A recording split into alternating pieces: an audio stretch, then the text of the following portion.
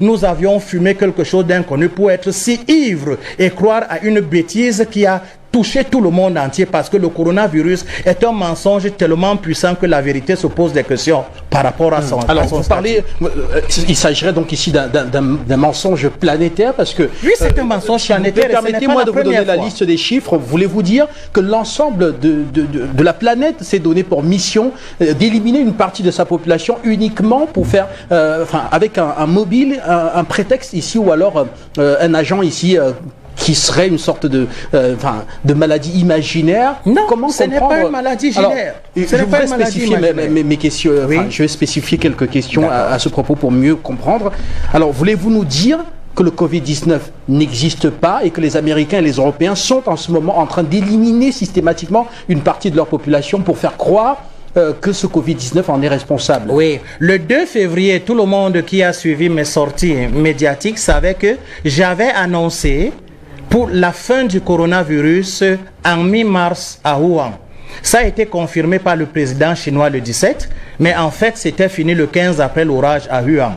Voilà. Mais les Européens ont fait ce qui se passe depuis les épidémies. Vous me connaissez ici sur ce plateau quand je vous dénonçais ce qui se passait avec Ebola. Je crois que je suis le seul médecin à avoir annoncé la fin d'Ebola non officielle et qui est parti sans qu'on ne crie garde. Il a fallu 2000 djihadistes au Libéria pour que ça s'arrête. Et personne ne peut me dire quand c'est fini. Vous savez pourquoi? Et c'est sur ce plateau que j'avais dénoncé la présence de Médecins Sans Frontières par sa représentante qui créait des psychoses pour rien. Et je me suis senti dans une situation de moquerie de la part de ceux qui m'écoutaient, parce que c'est sur ce tableau que je disais le mois prochain c'en est fini, parce que les journalistes se plaignaient de n'avoir pas accès aux zones épicentriques. 2000 médecins cubains ont été parqués dans des hôtels, mais on a vu quand même 2000 djihadistes venir détruire quoi? Un virus. Et le matin, ce sont ces 2000 djihadistes, 3 semaines après, qui prennent les tentes et on annonce la fin d'Ebola, sans vaccin, sans traitement. Ayez la mémoire forte. Ne vous fiez pas aux médias qui relaient l'information, parce qu'il s'agit d'un problème ici en Afrique, le relais des informations, peut-être en dehors d'Afrique Média. Je vous dis, on relaie uniquement l'information qui nous est imposée par le cartel médiatique, Reuters, AFP et tout ce que vous voulez imaginer. Et je suis désolé que l'Afrique continue à suivre ses conquistadors. C'est la même chose qui se répète depuis l'aube des épidémies avec le capitalisme devenu le train de vie. Le nouveau train de vie, c'est le mensonge qui gère. Vous savez, pour prendre le monde, il y a 3 forces actuellement et quelques forces économiques qui viennent à côté.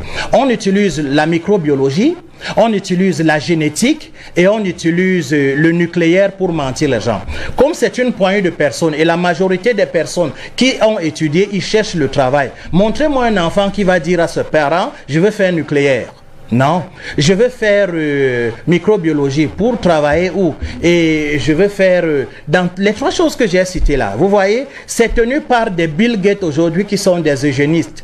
Les eugénistes croient la supériorité de la race qui a existé depuis les Goebbels et consorts manifestés par Hitler avec la race supérieure et qui, je vous ai passé une vidéo ici quand j'étais encore très actif à Afrique Santé de Bill Gates qui dit la solution de l'Afrique par exemple avec sa surpopulation, ce n'est pas la bombe comme Hiroshima, c'est la vaccination sur les femmes surtout. Vous voyez? Donc, il se passe un complot permanent et je suis en train de répéter que dans 100 ans, si National Geographic existe, on va déterrer beaucoup de personnes pour connaître l'ivresse qui nous avait frappé pour que nous soyons dans quelques instants, nous allons recevoir dans ce débat le professeur Bellec qui est à Paris et qui va nous retrouver en multiplex, mais je voudrais être tout à fait précis avec... je voudrais véritablement circonscrire le fond de votre intervention. Il y a trop de mensonges. Voilà. C'est tout ce que je veux dire. Est-ce qu'on va dire définitivement, avant de donner la parole au professeur Bellec, que le coronavirus n'existe pas? Et si oui, quelle serait l'origine de tous ces morts annoncés? Ou alors ces personnes ne seraient-elles pas décédées? Le coronavirus de Wuhan n'a rien à voir avec les grippes saisonnières qui en finissent avec des vieux occidentaux déjà malades. Alors jusqu'ici, il faut quand même rappeler qu'on n'avait pas vu de grippe saisonnière avec un bilan aussi élevé, plus de 30 000 personnes déjà décédées aux États-Unis. C'est qu'on vous dit, il n'y a pas 30 000. L'année passée, la grippe officielle a fait près de 60 000 morts dans l'Europe seulement. Près de 60 000 morts. Allez sur le site de l'Organisation mondiale de la santé, vous allez voir. Vous savez, le monde avec la médiatisation folle et le quatrième pouvoir que sont les médias change la vérité comme si, avec l'avènement d'Internet, on peut encore continuer à mentir les gens n'importe comment. Il n'y a pas 30 000 morts de coronavirus comme il n'y a aucun Africain qui est mort de coronavirus, mais de grippe, de tout et de leur maladie. Et l'abandon dans les hôpitaux pour se faire laisser emporter par le mercantilisme de cette génération. Et c'est pas la première fois que le monde est entraîné dans le faux. Ça fait 150 ans de vaccination, d'assassinat, alors que la vaccination ne sert qu'à vous rendre dépendant des firmes pharmaceutiques. On la surnomme l'Alcatraz des virus, l'île la plus dangereuse d'Europe. En mer Baltique, des laboratoires ultra protégés sur environ 1 km de long et 400 mètres de large. Comment sont conservés ici des centaines de virus potentiellement mortels pour l'homme? Thomas Mettenleiter dirige ce centre de recherche hors norme. Il fait partie de la petite dizaine de personnes seulement autorisées à s'approcher des virus les plus dangereux, comme la rage ou la fièvre jaune. Exceptionnellement, il nous conduit au plus près des cuves de stockage. C'est à moins 181 degrés Celsius. Ici, on peut conserver les virus pendant des années, des décennies. C'est là qu'il y a les bacs de stockage, à des températures très basses. Mais je ne suis pas équipé pour les manipuler et je vais refermer très vite. On a des virus très pathogènes dans la zone encore plus protégée, comme la fièvre afteuse pour les animaux ou pour les humains, Ebola. Des cuves d'azote liquide soigneusement fermées. Le taux d'oxygène dans la pièce est mesuré en permanence pour détecter la moindre fuite et donner l'alerte. Des virus conservés ici pour être étudiés depuis 1910.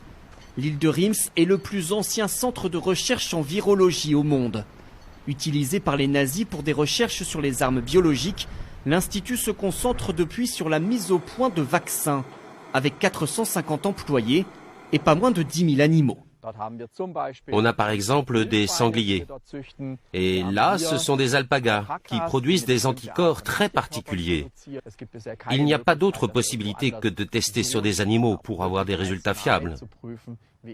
Les vaccins développés ici permettent de lutter notamment contre la peste porcine ou la rage du renard.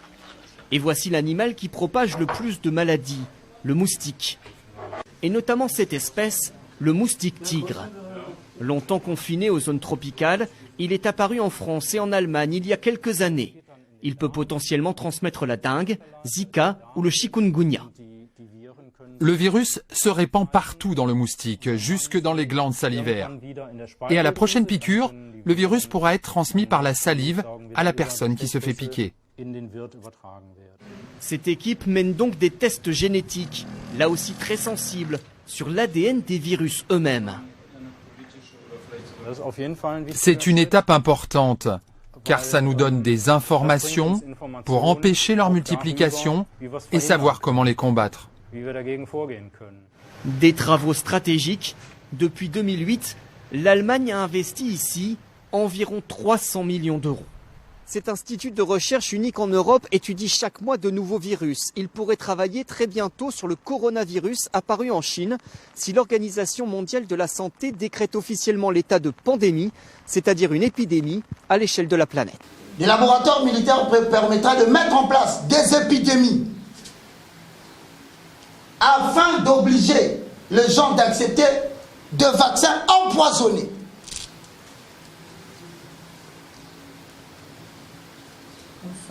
De mettre en place des vaccins empoisonnés et à mettre en place des épidémies afin d'obliger les gens d'accepter des vaccins